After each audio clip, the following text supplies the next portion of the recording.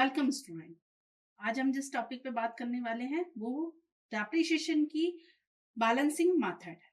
हमने previous video में fix method पे बात की थी। आज हम जो डिस्कशन करेंगे बैलेंसिंग मेथड पे बात करेंगे।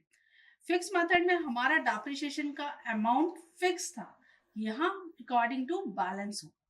चलिए हम एक न्यूमेरिकल के थ्रू आपको समझाते हैं कि किस तरीके से होगा। Firm up plant and machinery purchase कितना 10,000 और उस पर उन्होंने चार्ज करना है हमें 10% पर ईयर। कितने ईयर्स के लिए? 3 ईयर्स के लिए हमें चार्ज करना है। ठीक है, तो अगर हमारी मशीनरी हमने परचेज की है, प्लांट एंड मशीनरी कितने की? 10,000 की, तो हम यहाँ अमाउंट कितना लिख देंगे? 10,000। ओके, 10,000 का हम 10% कैलकुलेट करेंगे। तो हम देखते हैं कितना आ जाएगा, 1,000। ओके, तो यहाँ आप क्या करेंगे? बैलेंस तो आपके पास है 10,000, यहाँ आप 31 दिसंबर को डेप्रिसिएशन चार्ज करेंगे। वही हमारा सेम फॉर्मेट है जो हमने फिक्स मेथड में यूज किया था, date particular amount, date particular amount, left hand side debit side, right hand side credit side. Okay, depreciation हमने चार्ज किया, डेप्रिसिएशन हमारा कितना आया? 1,000। अब इसको हम 10,000 में से मशीनरी पर अगर हमने डेप्रिसिएशन चार्ज किया तो वो माइनस होगा। तो हम क्या करेंगे? बाय बैलेंस कितना? 10,000 को हम माइनस करेंगे 1,000 से, तो कितना हो जाएगा हमारा? 9,000। अमाउंट सेम इक्वल हमें करना रहता है। जिस तरीके से हमने अभी तक सारे लेजर अकाउंट्स बनाए उसी तरीके से हमें ये बनाना है। देन जो हमारा 2000 में बैलेंस आया है वो यहाँ पर बैलेंस ट्रांसफर हो जाएगा। हमारा बैलेंस कितना है हमारे पास? 9,000 हमारे पास बैलेंस है। कब है ये?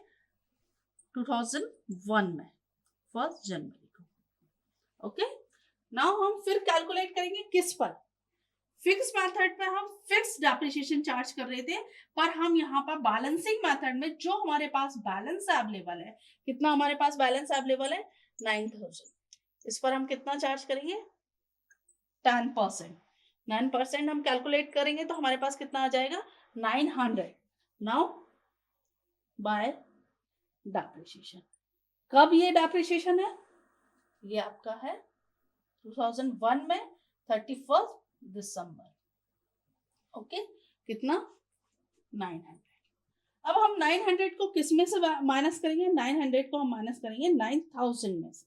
जब 9,000 में से माइनस करेंगे 900 को, तो हमारे पास कितना बचेगा बैलेंस? ये बैलेंस किसका बचा है? प्लांट एंड मशीनरी का बचा है 8,100।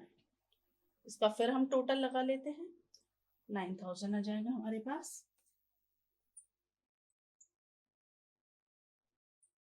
ओके, नाउ ये बैलेंस हमारा जब हम नेक्स्ट ईयर लेकर आएंगे,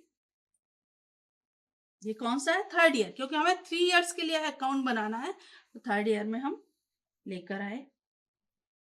कितना है हमारे पास बैलेंस? Balance is 8,100। अब हम इस पर फिर लगाते हैं 10%। अगर हम 10% लगाते हैं इस पर तो हमारा कितना बनेगा?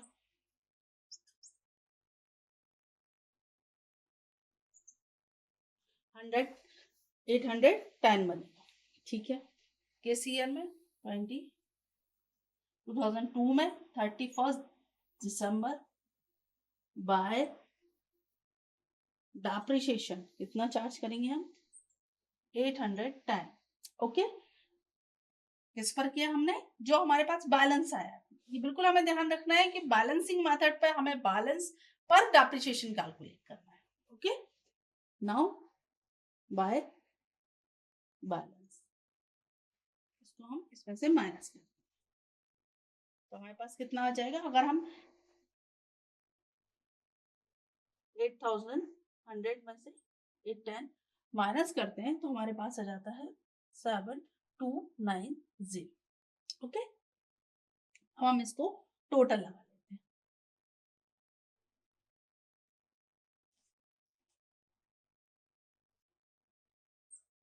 अब हम बैलेंसिंग मेथड के थ्रू हम ये बता सकते हैं कि हमारी आफ्टर 3 इयर्स बाद हमारी जो प्लांट एंड मशीनरी की वैल्यू 10,000 थी, वो आफ्टर 3 इयर्स डेप्रिसिएशन चार्ज हमने 10% किया तो हमारे पास हुई 7,290। ये हमारी बैलेंसिंग मेथड की।